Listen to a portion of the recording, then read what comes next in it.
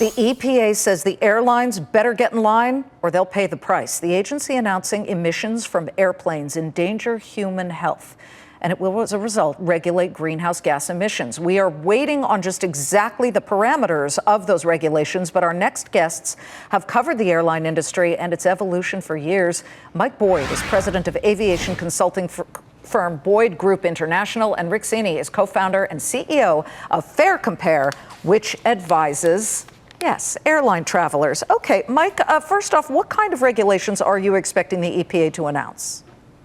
Well, we don't know. First of all, we've got to be very clear. We don't have 6,000 airplanes in the U.S. skies polluting the sky.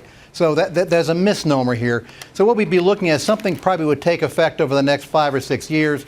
And I'm not so sure it's going to do anything for greenhouse gases. I think this is more show than go. Well, aviation does account for about 11% of the greenhouse gases that get spewed into our atmosphere. So I get what they're concerned about as they look forward. We don't want to be that country that isn't ready for something. But Rick, how will this affect the average flyer? Do you think that whatever regulations that the airlines must adhere to will then that cost be passed on to the traveler?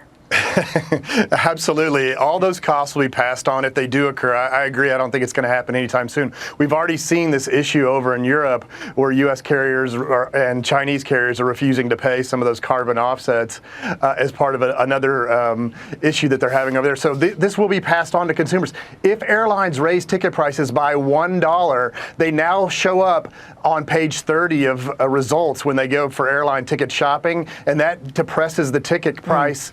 I mean, that depresses the demand for those tickets. Anytime it's $1 more, the airlines are going to hate this. It's going to decrease demand. And Mike, airlines have finally figured out how to run themselves as businesses. They are hitting record profits. They're doing very well. Yes. And suddenly this comes along. But it was ever thus. They've dealt with other regulation before and managed to swallow it. Yeah, but let's be honest about it. I mean, we don't know whether we need these regulations or not. Remember, there's 14% fewer airplanes in the sky than there were in 2007 in the U.S.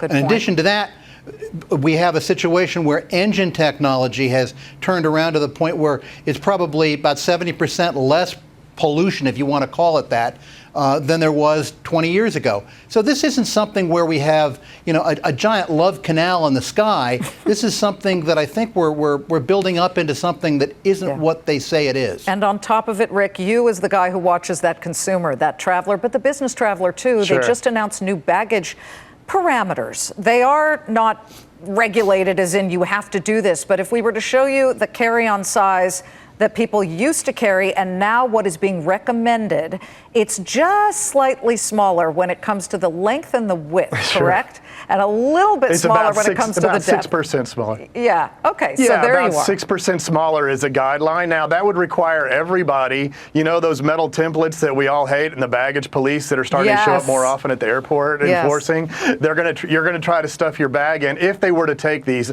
This is something that they've been trying to push in Europe and in Asia, trying to sort of homogenize, because right now, for example, I'll give you an example. Alaska Airlines is 51 inches, United Airlines is 45 inches. These are also 20% higher than that standard. So I don't expect this to change in the U.S. anytime soon. In fact, Boeing is actually offering all their aircraft with much bigger bins to support bigger bags. So if anything, it's probably going to get bigger, not smaller. Yeah, the bins will enable us to not be the 100th person on the plane and suddenly you look and you have no space for your perfectly in-line carry-on. Hey, it's great to see all of you.